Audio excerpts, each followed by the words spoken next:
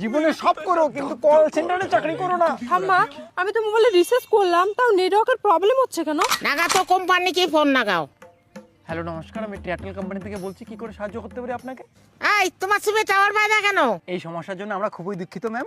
আচ্ছা, এটা এয়ারটেল সিম না? না না, এটা প্লাস্টিকের সিম। নাতনি, এটা প্লাস্টিকের সিম না?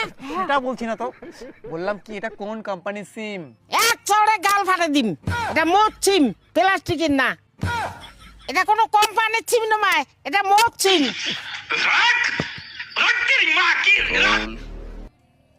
ঘন্টার মাথা বারবার ফোন করে রে। হ্যালো হ্যালো নমস্কার ম্যাম, আপনার মোবাইলে রিচার্জ না থাকার কারণে ইনকামিং কল বন্ধ, মানে কোনো ফোন আসবে না, কারোরই ফোন আসবে না। আমার মোবাইলে যদি কোনো ফোন না ঢোকে, তা তোর ফোনটা কে করে ঢুকলো? তুই কি কবড়াস? ওই নাতনি শুনতে শুন, একটা কবড়াস ফোন করছে। এই আমি কবিরাজ নই, আমি এয়ারটেল কোম্পানি কাস্টমার কেয়ার। ঠাকুমা কি? ওই দেখ, একটা কবড়াস ফোন করছে। কোন দিন তোর বিয়ে হবে ফুস করতো? আরে আমি কবিরাজ নই। কই দেখি। হ্যালো ম্যাডাম, আপনার মোবাইলে রিচার্জ নেই, আমি সেই জন্য ফোন করেছি। ঠাকুমা, এটা কবিরাজ নয়, এটা কোম্পানি, কথা বলো।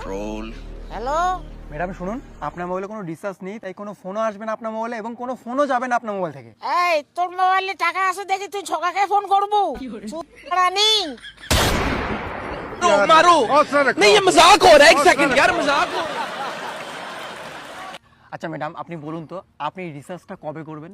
আমার কথা বলার কেউ নাই, আমি এই জন্য রিচার্জ করবো না। ওহো দুঃখিত। আচ্ছা আপনি বলতে পারবেন আপনার কথা বলার কেউ নেই কেন? তুই কি আমার ভাতার তো পার্সোনাল কথা বলবো?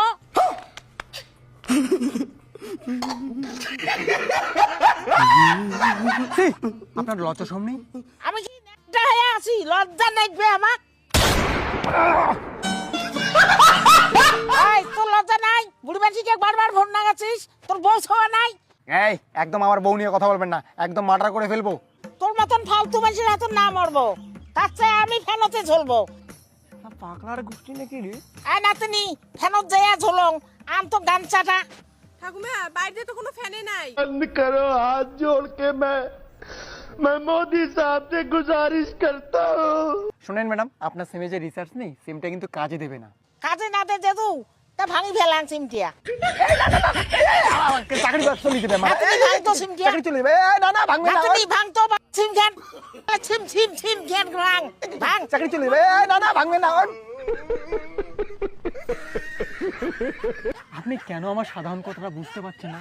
ও, আমি বুঝি না, আমি কি পাগল? না ম্যাডাম, আমি সেটা বলতে চাইনি। আপনি কেন পাগল হতে যাবেন? আপনি পাগল না। ডাক্তার মোক পাগল করছে, ওই পাগলের ওষুধ খাওয়া ধরছ। আর তুই কোন ভাঙি ফেটারে মোক ভাল মানছি কোস? তুই ডাক্তারের বাপ। ম্যাডাম শুনুন, একটু ভালো করে শুনুন। আগে তুই কয়া, মোর নাম্বারটা কোটে পাছিস? ম্যাডাম, আমরা কোম্পানি থেকে বলছি, আমাদের কাছে সবার নাম্বার থাকে। তোর কাছে যেহেতু সবার নাম্বার আছে, তা মোক একটা সুন্দর বুড়ের নাম্বার দে তো। বুড়েটা যেন ফর্সা হয়, দেখলি যেন চুমে খাওয়ার মাটা যায়।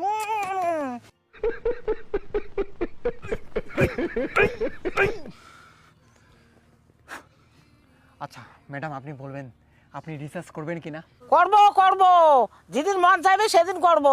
Very good. আচ্ছা, কবে আপনার মন চাইবে রিসার্চ করতে? একটা ফিক্সড ডেট বলবেন প্লিজ আমায়। এলকার দিনে বাচ্চা হওয়ার ফিস দিন নাই। 10 মাসে বাচ্চা হওয়ার কথা, তা 7 মাসে বাচ্চা হওয়া ধরছে।